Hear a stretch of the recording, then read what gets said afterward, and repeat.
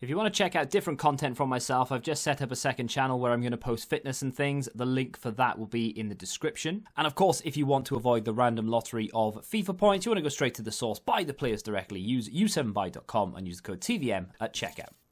What is going on, guys? TVM here. Welcome back to another episode of the Norwich City Karima. We're going to kick things off with a final group game in the Europa League, and this will determine whether we top the group or not. To be honest, it's almost a foregone conclusion. We would need to lose this game by 5-0, and let's be honest, we haven't lost 5-0 ever.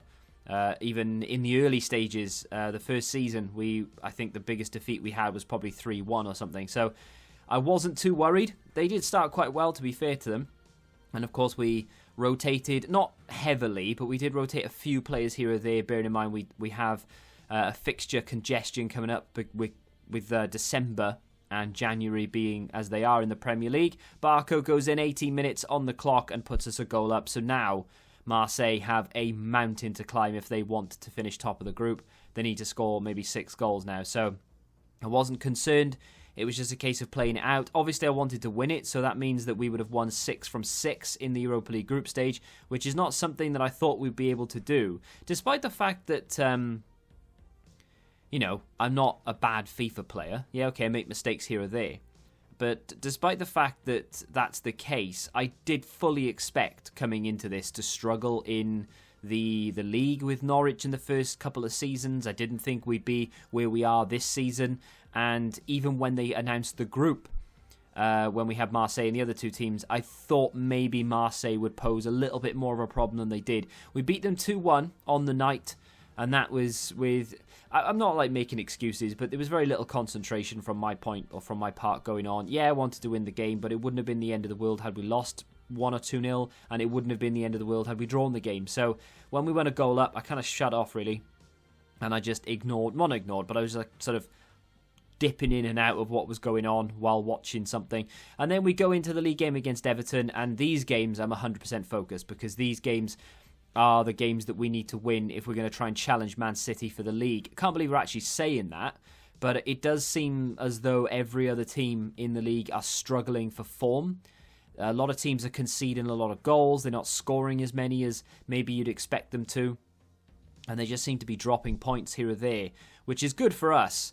I don't think it's going to make for a high points finish, but us and Man City, so long as we can keep the pressure on, you never know. If we can beat them when we play them as well, that could be the difference. We were pressurising Everton until Barco gets in 36 minutes on the clock, and he makes it 1-0. Pickford had made 3 or 4 decent saves previous to that, so they were hanging on by a thread. Aaron scores an own goal. Fortunately, the Everton man was offside, so it meant the goal didn't count. That did give me a little bit of a jolt and the wake-up call that we needed. Unfortunately, Kubo couldn't steer it in, and it was half-time as soon as the ball went past the post. As the second half kicks off, we essentially just continue as we were. Pressure, pressure, pressure. Lovely little flick into Gedson Fernandez, who scores for the second game running in the Europa League and now in the league as well. And we make it 2-0. That didn't put the game beyond all doubt. They did have their chances, but it gave us that cushion, Gave us the little insurance that we needed. Kubo plays it into Greenwood, who does really well there. Manages to bring it back inside for Kubo, who lashes one against the post, and unfortunately we can't steer it goalwards. The game finishes 2-0 at Goodison, and that is a very good 3 points as far as we're concerned, because Everton are actually doing quite well in the league. The draw had been made for the round of 32. The first knockout stage, we have been drawn away to Club Brugge. Now, I'm pretty sure they're two legs, so obviously we'll have to take them back to Carrow Road as well.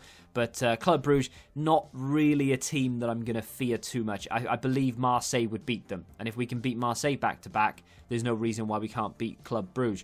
We go into the next league game against Watford. Couple of changes here or there. They have Cyprian, of course. We sold Cyprian. Season just gone. Well, summer just gone, I should say. And we made light work of Watford.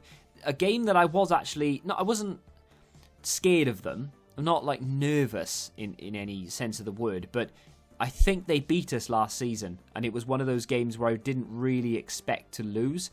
Mason Mount, obviously on their team as well, he scored, but he was offside. Commentators at this point are talking about Cyprian's transfer, and we nearly double our lead. We're not for the Watford goalkeeper. Second half, they apply a little bit of pressure.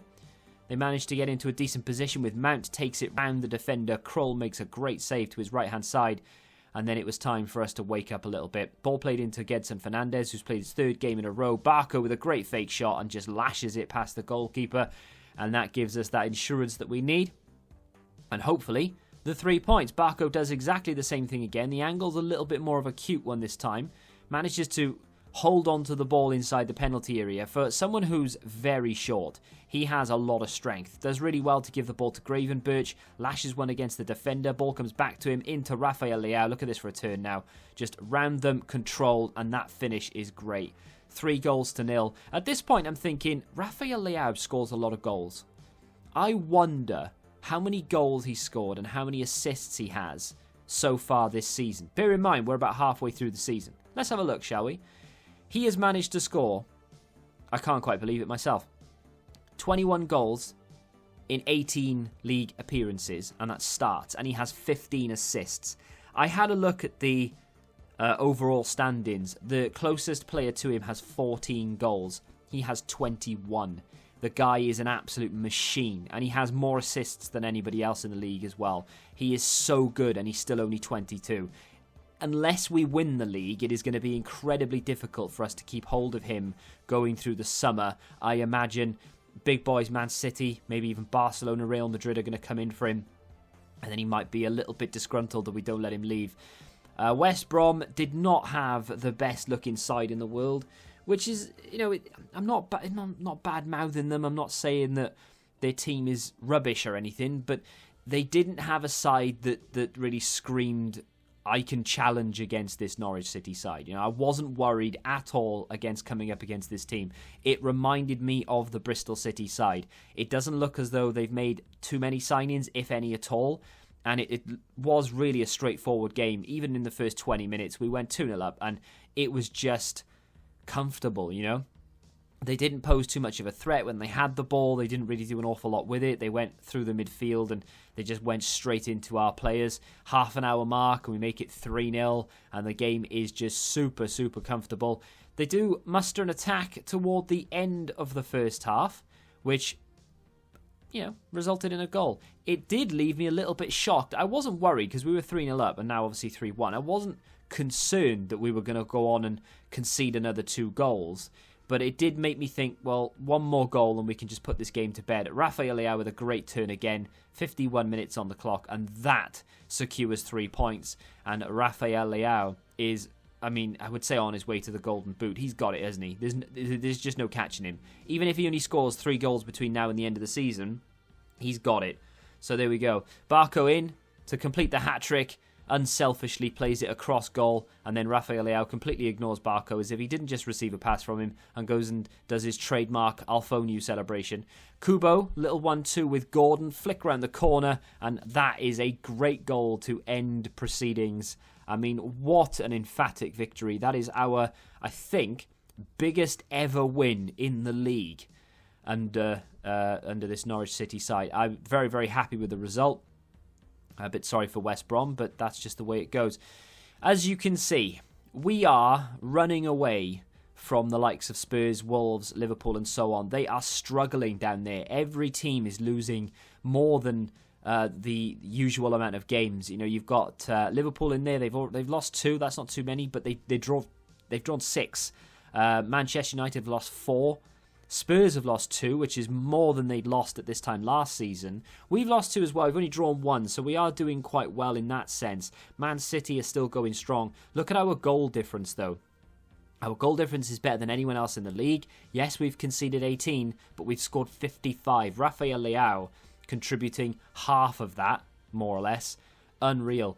That's going to do it for today's episode. In tomorrow's, I'm not sure whether we'll have our first Europa League knockout game against Club Brugge. I can't quite remember the fixture list, but we do have Chelsea, our very first game of the next episode. That's going to be a fairly big game. Chelsea, beat us last time we played them. They're in 7th. They are out for blood, I'm sure. But we need to keep winning to keep hold of that title. Or in the chase for the title, I should say. If you have enjoyed today's episode, though, do me a favour and hit that like button. If you'd like to join my fantasy football league, then all you need to do is go to the description, click the link, sign up, and submit your team and join the league, of course.